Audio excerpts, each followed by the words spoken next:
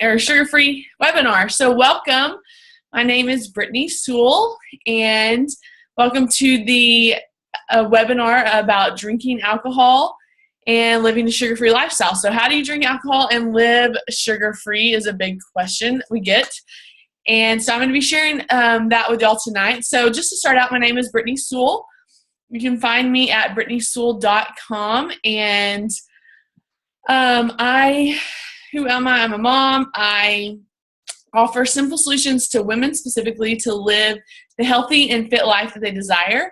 I do that through my online training programs, meal workshops that can be done locally or long distance, and then also through my 21-day Sugar-Free Academy, which I'll be talking about more at the end of the webinar. But for now, just a little bit about myself and why I chose to go sugar-free. So in 2014, I became a mom. I had my son in 2014, and after having him, I just realized I wanted to create a healthy life for him. That, growing up, I didn't eat a lot of great food. We ate a lot of microwavable frozen foods. Even my first years of marriage, I bought a lot of stuff in the freezer section. I didn't cook a lot of real foods, just what I knew. I was a super picky eater. I didn't eat a lot of vegetables. And I realized I wanted my son to eat healthy. I want my children to eat healthy. I wanted to create a lifestyle for them that was easy, that they knew what moderation was. They knew what healthy, good foods were. And so I decided after becoming a mom that I just wanted to create this healthy lifestyle for them. So I started reading some books, and I read about even sugar and how it impacts our bodies, how it impacts children specifically, and how it can affect their behavior. It can affect their attitude. It can affect so many different health issues that we have, behavioral issues that children have.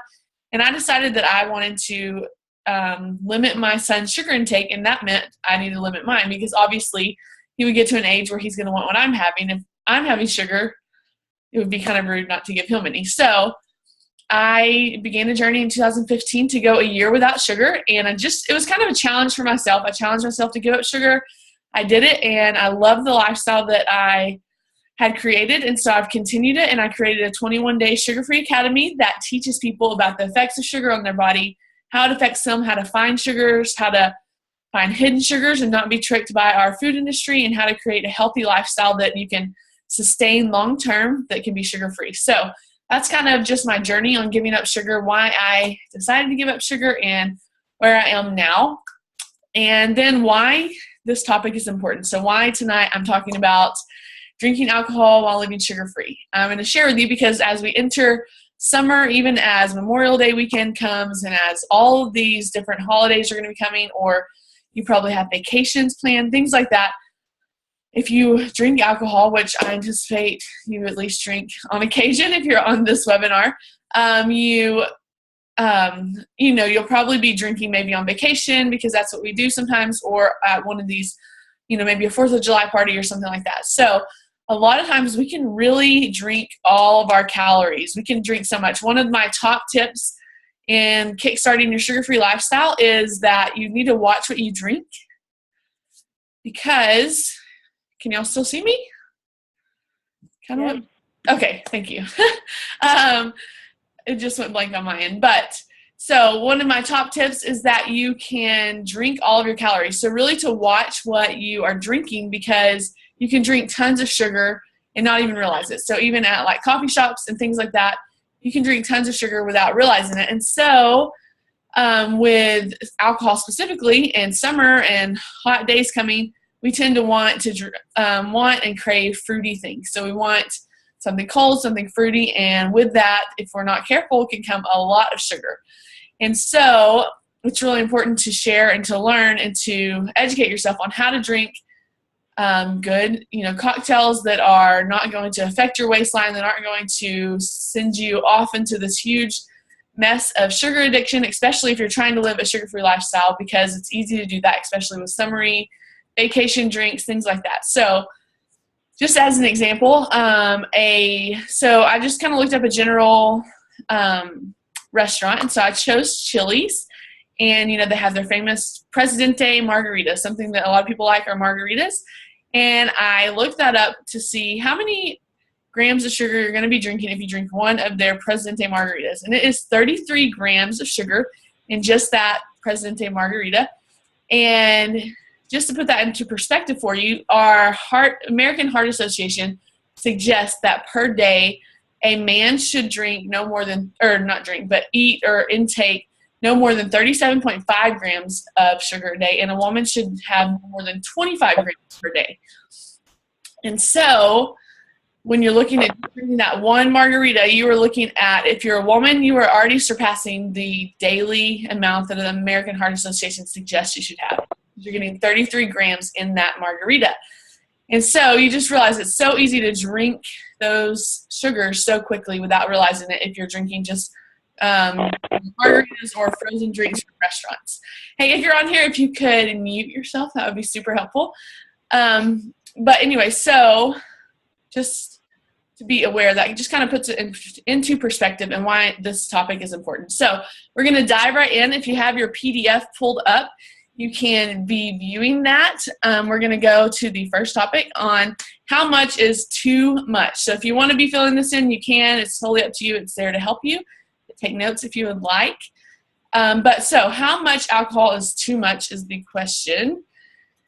And so here's to start with, like I mentioned, if you don't drink alcohol, don't start, because really it's not that, it's not that great for you.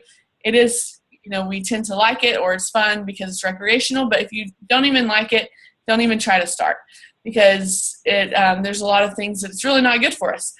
But like I mentioned, if you're on this call, you probably drink at least on occasion. So let's talk about how much is too much if you do drink. So drinking too much can have a big effect on our weight and health, which we probably know, because like I mentioned, you can be drinking lots of sugar, but also a lot of alcohol has a lot of empty calories in it. So you just have to be careful with that as well. And so it's not only the effects of the alcohol, but if you're drinking too much, it will amp up your appetite, or if you drink too much, you may be more apt to grab snacks or sweet treats or different things like that. And so you just have to be careful at what you're drinking, because it can cause you to want to eat a lot of food. And so it's important to not drink on an empty stomach. I know we hear that because, it affects your body more quickly as far as getting tipsy and things like that, but also it affects your appetite, and it's going to make you want to eat junk and not have as much self-control or as much awareness of what you're eating. So we don't want to use alcohol as a appetizer, but rather as a dessert. So try not to drink alcohol as your appetizer on an empty stomach, but have it as a dessert, something after. And so another tip with that is to have about 2 glasses of water per alcoholic drink that you drink, so that you're filling your body up with water and staying hydrated as well. And it's less likely to affect your mind as much, to cause you to want to snack and things like that. And so we'll keep going. Sorry, I'm also looking at my notes here. But so alcohol, it isn't sugar, but its fate is nearly the same, because during the fermentation process, so it's fermenting, there's sugar in it whenever it first starts, whether that's with grapes and things like that for wine, or sugar in beer and things like that, the enzymes gobble up those sugars. And so in wine, beer, and hard alcohol, generally they don't have over sugars. So that is a really good thing. So like I said, wine, beer, and hard alcohol generally don't have leftover sugars, because during the fermentation, the enzymes gobble all those sugars up. And so what you're left with is maybe a little bit of sugar, but mostly, like in wine, it's going to be natural sugars, and it's going to be low content. So that's good. But you do have to be aware of the quality. Quality does matter. Quality matters, because if you're getting a cheap wine, it's less likely going to be as good a quality, and it's going to probably have more sugar in it. So you have to be aware of that.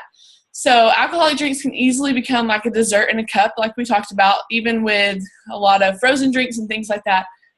Or even like that margarita at Chili's, there's tons of sugar in it. It's like dessert, basically. So you have to really be careful and watch, because it can really affect your waistline, which is what we want to not happen, especially like we mentioned, going on vacation. You're probably been working hard to get fit and get healthy for summer vacation, because we're going to be wearing shorts or tank tops or bathing suits. And so you don't want to go on vacation and screw up everything you've worked towards. So you want to be careful and aware of that. But also, although most alcohol is low in fructose, it is still very high in empty calories, like I mentioned earlier. And so it's super important is that if you don't drink, don't start now. But moving on. Well, no, wait, there's one more thing here. Sorry.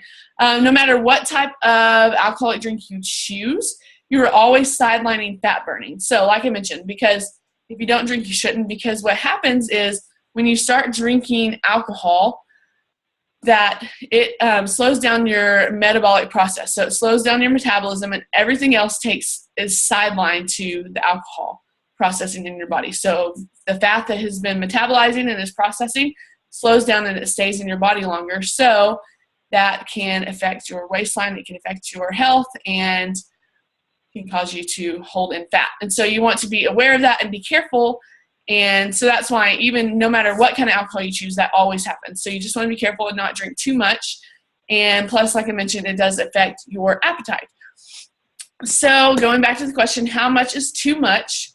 Honestly, I would say what you need to be aware of is drinking only 1 to 2 glasses at a time. So like in a night, if you're going to have dinner with people and you're going to have wine or whatever drink you're choosing, don't have more than 2 glasses, and always drink that water with it as well, the 2 glasses of water per alcoholic drink, and not drinking more than 2 nights a week. That is a healthy place to be, but ideally even keeping it at 1 drink per 2 nights a week. But 1 to 2 is okay.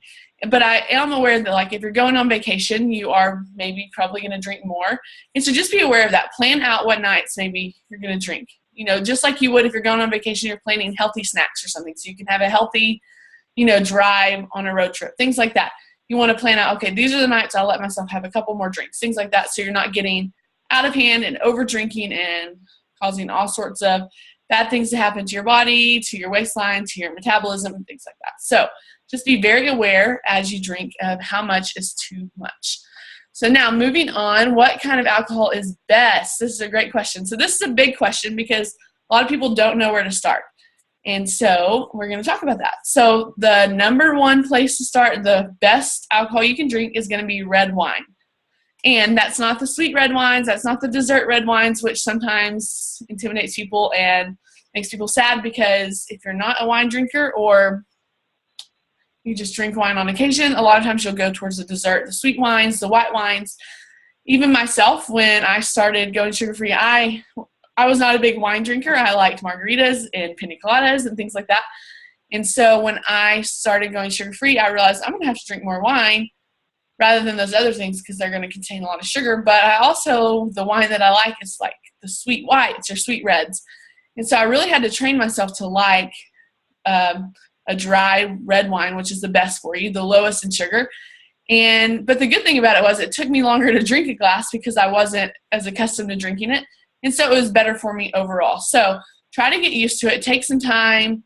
It's going to take time. But the great thing is if you're out with friends and you get a glass of red wine, you're more than likely not going to get a ton of glasses of red wine if you don't drink it all the time, because it is an acquired taste. So start with red wine. A couple of reasons why is one study found out that red wine, like we always hear, red wine's good for you, things like that. 1 glass is good for you. They say a night, not a night, but 1 glass, 1 to 2 nights a week is okay.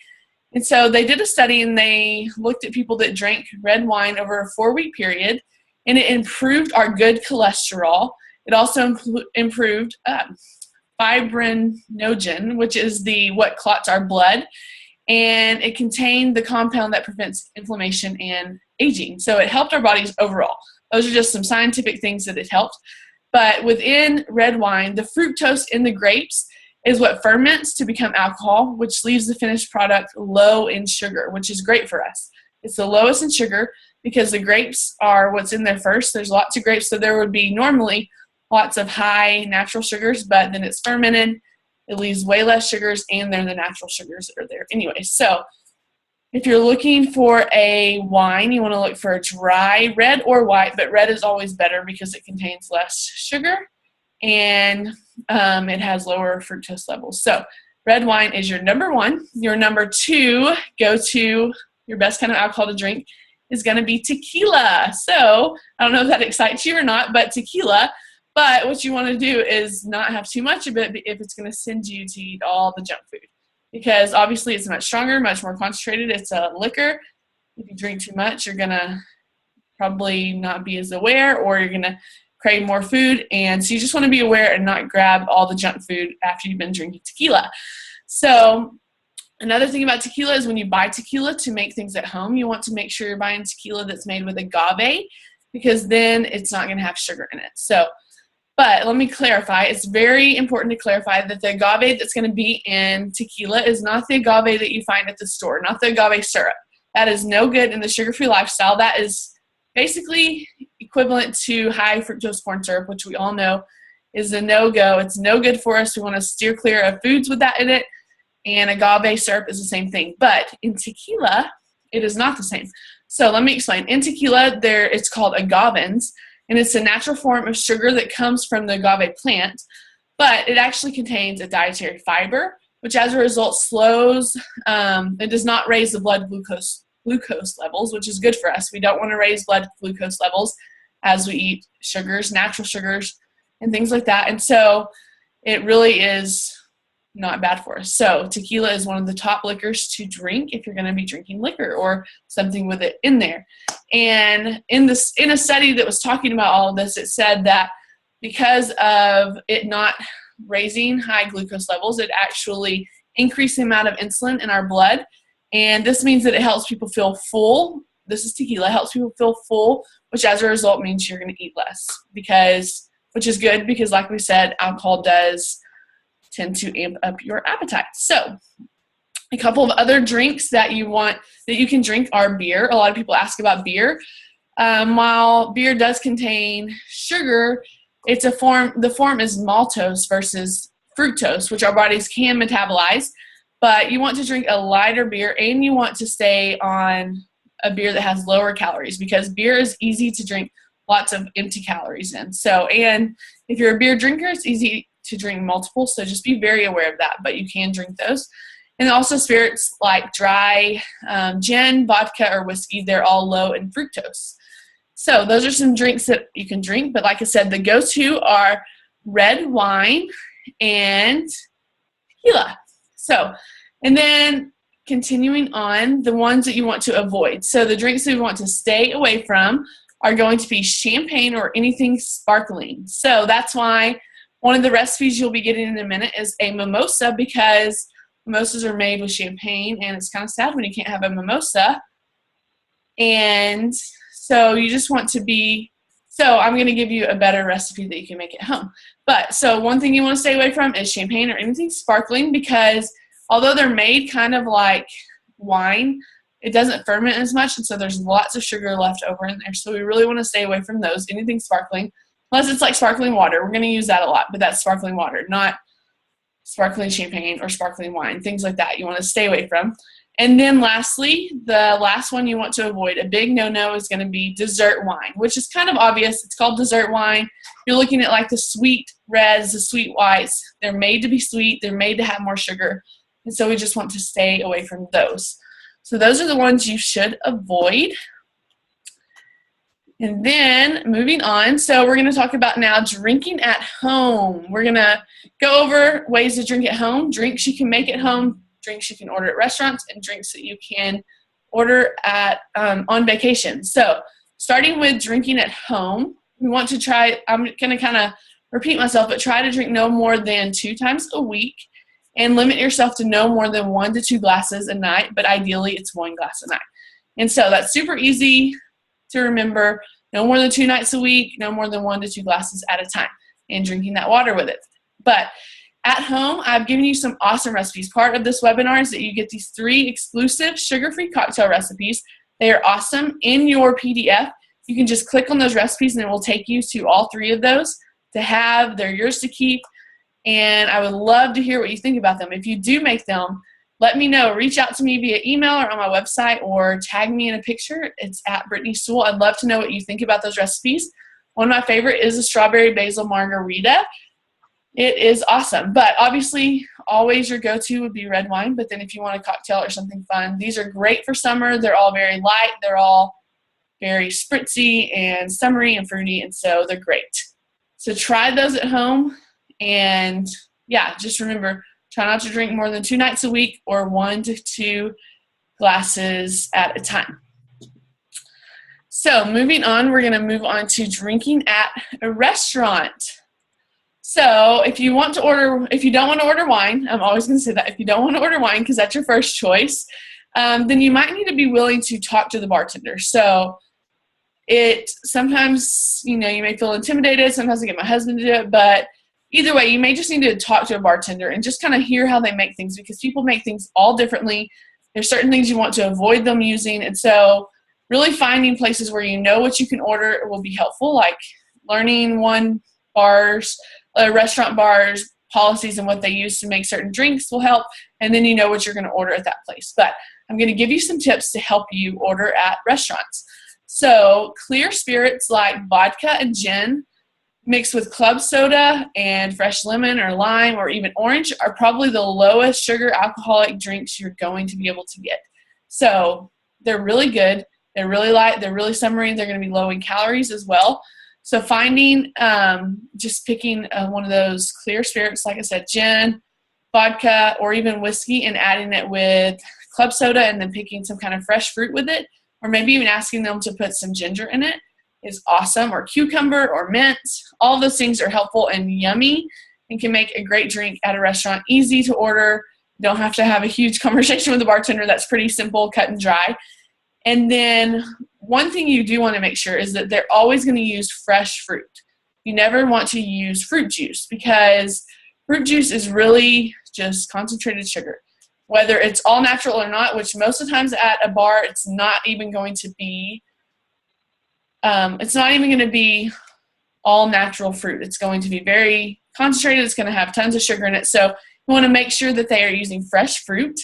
And then some of my favorite things to order at restaurants are, like I mentioned, gin with soda water or sparkling water and a fresh cucumber. It's super refreshing. Another one is vodka and club soda with fresh citrus, like I mentioned, lemon, lime, or orange, things that bars always have. But my favorite thing to order, which I learned last year on my summer vacation, is a lot of bars will have this, some won't, but a lot of bars will have vanilla vodka, which is amazing, and you add it with club soda and a lemon or your choice of a fruit, and it's delicious. That little hint of vanilla in the vodka adds a sweet flavor, plus with the citrus, it's a great drink to order at a restaurant or at any bar. So try some of those out next time you go to a restaurant and let me know what you think. So moving on, we're going to try to close this out within 30 minutes, so I'm going to finish up soon. Drinking on vacation. So this is a big one because we're coming into summer, lots of summer vacations planned. And so you have to be careful, because many times on vacation, especially on the beach, which a lot of times we do in the summer, it makes you think of a fruity drink like a pina colada. It makes you think you want something fruity, something cold, something probably blended, things like that. And so you just have to be careful. But just to put it into perspective for you, a 4-ounce pina colada is one of the alcoholic beverages with the most sugar in it. So it contains 28 grams of added sugar. So like I mentioned earlier, for women, you are suggested to have 25 grams of sugar. So just one pina colada puts you over that, and it's close to the limit for men as well. And that's if you're even eating sugar and things like that. But if you are on a no-sugar diet, you definitely want to stay away from those because they're so high in sugar, which you can probably tell if you drink a pina colada, it's super sweet. But and those sugars are coming from ingredients that are not even the alcohol. So you also want to be aware of like daiquiris and things like that, because they have close to 10 grams of sugar from all the added stuff as well. Because a lot of times, like I mentioned, they're going to use syrups and pre-made things. So you just want to stay clear of that. But it is very tempting because a lot of times you're going to maybe go to an all-inclusive resort and everything's free. So you just have to be aware, stick to the guidelines I've already given you, make a plan for yourself, and just be willing to stick to those guidelines. Remember, you've worked hard to feel confident in your bathing suit, in your summer clothes, and so you don't want to sabotage that just by drinking these fruity drinks. So that's why I'm going to give you some tips on which drinks you should go for. So like I mentioned, red wine or one of those clear tequila or vodka or gin or even beer will be best for you. But some of the drinks that you can order while you're on vacation are, you can ask for a sugar-free mojito. So that is a minty drink. So most likely it's just going to be the rum, a lime, the mint, and club soda. So if it's sugar-free, they're just leaving out the sugar, whatever they use as a sugar substance. So ask for that. Maybe even ask what they would put in it to make sure they don't use like a mint syrup. They probably won't. Most people use fresh mint for that. But you can also, a lot of times at resorts and things like that, especially in a different country, they have lots of fresh fruit. So a lot of times you can talk to them and ask them to make you a fresh fruit smoothie. Make sure they don't use any concentrated fruit juices or syrups. Ask them to make you a fresh smoothie and then add a couple of shots of tequila to it. And then you have basically a fruit cocktail or a fruit daiquiri. And it's made with fresh fruit. Your go-to fruits are going to be berries. Those are low in sugar, but if you're on vacation and you want to have some pineapple, have some. But just know if you're going to be drinking a lot, berries are your lowest in sugar fruits as well. Something else you can ask for is a dry red wine with club soda and fresh squeezed orange juice. So this kind of resembles a just a wine spritzer, or it's really good, especially with some fresh squeezed orange juice in it. And then lastly, you can always get that tequila with club soda and lime, or ask for the vanilla vodka like I mentioned earlier. Those are all some go-tos you can order at a resort or on vacation.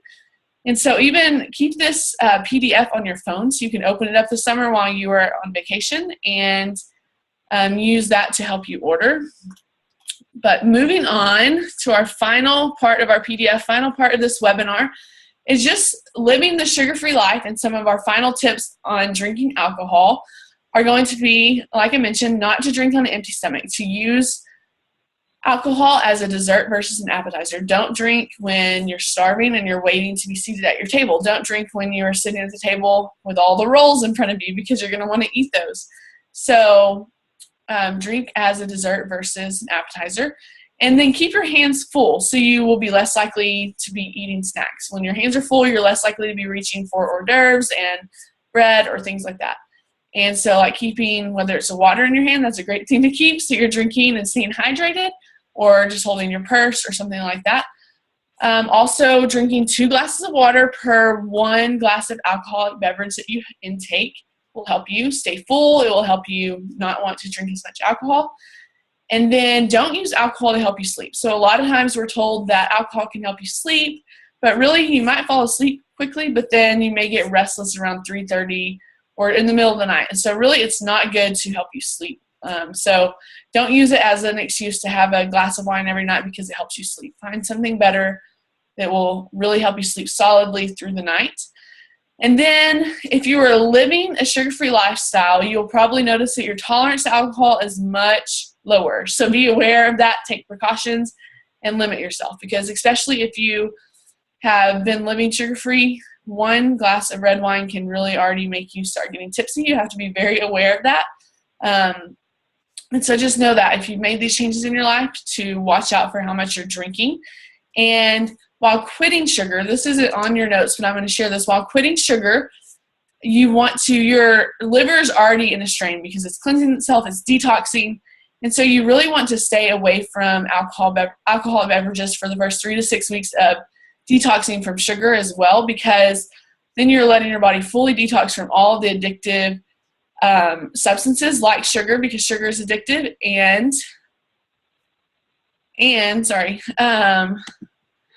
so you're letting your body detox from sugar and from alcohol. So try not to, if you are detoxing from sugar, try not to have alcoholic beverages for the first 3 to 6 weeks. And that will help your body really be able to cleanse and detox itself without putting strain on your liver.